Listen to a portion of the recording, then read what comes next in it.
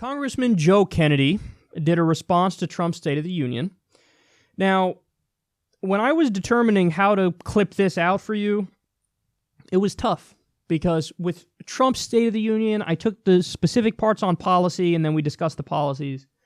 We're going to do Bernie's in a little bit. With Bernie's, I highlighted the parts where he talks about policy towards the end of his speech, so it's easy to play. Okay, now let's talk about his delivery and the policies and yada yada. With Joe Kennedy, there's virtually no policy. There's virtually no policy. In fact, there was only one point did he mention a concrete policy. He mentioned the living wage. Never mentioned Medicare for all, never mentioned free college, never mentioned ending the war, never mentioned legalizing marijuana, never mentioned a New Deal, never mentioned getting money out of politics. The overwhelming bulk of what left-wing people care about, not anywhere in the speech. He went the Obama route, he went the Hillary Clinton route, whatever the fuck. That's where he went. So here, let me give you some platitudes, let me give you some cliches, let me talk like a creepy politician who's overly calculated. And he thought, it's sad, he thought he nailed it. In fact, I saw an article right before I came on air. He's like, I'm surprised by the response. You shouldn't be. You shouldn't be. So what I decided is I couldn't find much policy to talk about, so I'm just going to play the first 3 minutes or so of the speech. Now, I cut out the applause, and I cut out some of his long pauses, but let's take a look and then we'll discuss. Good evening, ladies and gentlemen. It is an absolute privilege to join you all tonight. We are here in Fall River, Massachusetts, a proud American city, an American city built by immigrants. From textiles to robots, this is a place that knows how to make great things. The students who are with us here this evening in the auto tech program at Diamond Regional Technical School carry on that rich legacy. Like many American hometowns, Fall River has faced its share of storms, but the people here are tough. They fight for each other. They pull for their city. It is a fitting place to gather as our nation reflects on the state of our union. This is a difficult task. Many have spent the last year anxious, angry, afraid. We all feel the fractured fault lines across our country. We hear the voices of Americans who are forgotten and feel forsaken. We see an economy that makes stocks soar, investor portfolios bulge, and corporate profits climb, but fails to give workers their fair share of the reward. A government that struggles to keep itself open. Russia, knee-deep in our democracy, an all-out war on environmental protection, a Justice Department rolling back civil rights by the day, hatred and supremacy proudly marching in our streets, bullets tearing through our classrooms, concerts and congregations, targeting our safest, sacred places. And this nagging, sinking feeling, no matter your political beliefs, that this is not right. This is not who we are. Folks, it would be easy to dismiss this past year as chaos, partisanship as politics. But it's far, far bigger than that. This administration isn't just targeting the laws that protect us. They're targeting the very idea that we are all worthy of protection. For them, dignity isn't something you're born with, but something you measure by your net worth, your celebrity, your headlines, your crowd size. Not to mention the gender of your spouse, the country of your birth, the color of your skin, the God of your prayers. Their record is a rebuke to our highest American ideal, the belief that we are all worthy, that we are all equal, that we all count in the eyes of our law and our leaders, our God and our government. That is the American promise. You know, I hate to say I nailed it. Actually, I don't hate to say it. I don't know why I'd bother to say I hate to say I nailed it. I'd like to tell you I nailed it. I'm enjoying the fact that I'm telling you I nailed it. I nailed it. I did a pre-State of the Union live stream, and I explained to you exactly how his speech is going to go. He's gonna basically say, "Hey, I'm against bad things. I'm for good things." Okay, but what are those policies that you're for? Equality is good, diversity is good, Republicans bad, Trump bad, and I believe in the American dream. That's exactly what he did. It's exactly what he did. The same tired old politician playbook. So let me tell you where his multiple fuck-ups there. First of all, he starts massively corny with the, I'm here in Fall River, Massachusetts. You're good people, and you know how to make great things, and you fight for each other. What are you doing? What do you... See, again, old politician playbook. Mention where you are and act like you care so deeply about that place. You know, suck the people off in the audience and talk about how great they are as people and how you guys are the salt of America and you fight for each other. So in other words, move your mouth a lot, but say nothing. Don't say anything. That's what that is. Make noise, but you're not really saying anything. I'm in a place, and this place is rather nice. I'm going to say I like this place and get some cheap applause. I see people here. I like people. You're people. You're good people. I'm for good people. I'm against bad people. But I'm for good people. You're not saying anything. So that's the first mistake, is the corny entrance.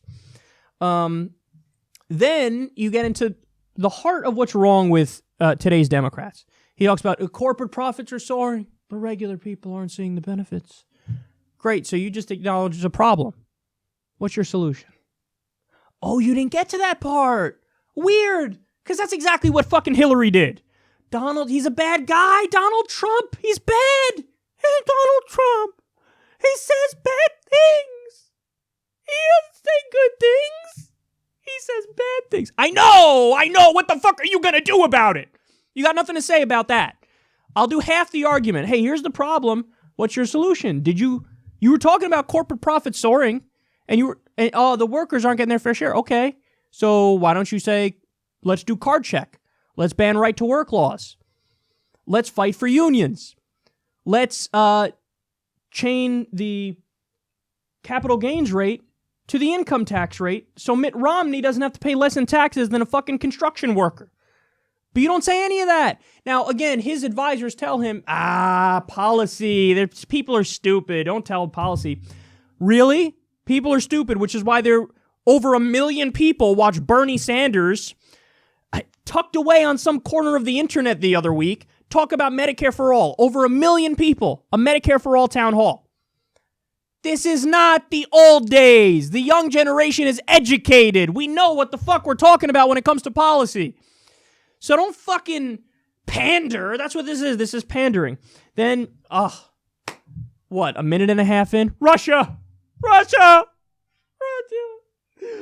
And then goes right to hatred and supremacy. The bigots, they're bigots.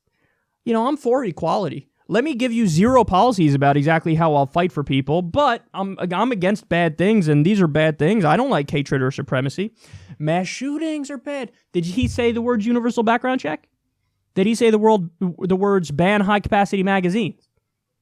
He didn't say that. Weird. It's almost like he wants to say flowery things to you and then do nothing about it, and then when you say, hey, you didn't do anything about that, he gets to turn around and go, well, I didn't say I was going to do anything. I was just saying it's bad that there's mass shootings. Corporate Democrat 101. By the way, this isn't just me mad about his style. Like I told you, he campaigned against marijuana legalization in Massachusetts. You progressive hero, you. What is it, 70 to 80% of the Democratic Party wants to legalize marijuana? Not Joe Kennedy. He takes a tremendous amount of money from Big Pharma. He takes money from Wall Street. He's swimming in super PAC money. He's not for Medicare for all. He's not the future. And it's amazing that Nancy Pelosi and the Democratic leadership are so detached from reality that they don't realize that ain't going to do. And then the final point, I saved this for the end because it's least important, but it's also funny. The style of speaking. I was tweeting about this last night. Dude, that your era is done. That era is done. He's stuck in fucking 1986. The way it used to work in politics is, okay, you're going to be polished. You're going to be very professional. You're going to be very proper and polite. And you're going to be very measured in how you talk. And that's why you get awkward pauses throughout the speech. Now, I cut some of those pauses out, but they were there. And this is how he talked through the whole speech. But now, when people see a politician talk like that, they go, oh, that guy's full of shit. He's full of shit. He's full of shit. You were told by an advisor you're supposed to talk like this, and you just mindlessly thought, I guess they're right, but you didn't even think about it. You didn't even think about it.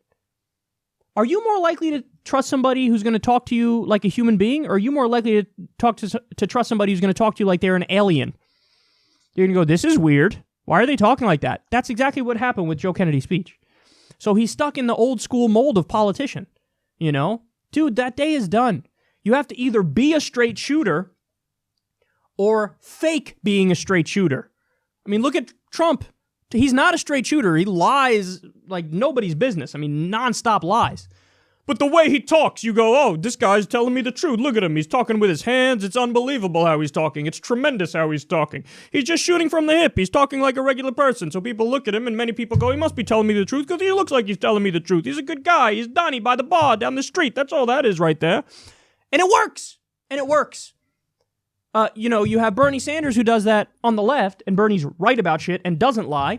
But very few Democrats have caught on to this. Just talk. Why are you fucking putting on a thing? Why are you acting? Why you're not in a play on Broadway? Be yourself. If you be yourself, even if you're open and vulnerable with people, they'll go, oh, okay, it's an honest moment. Hillary Clinton didn't get that, and Joe Kennedy doesn't get that. You know, the last person who really pulled off the politician act successfully, Barack Obama.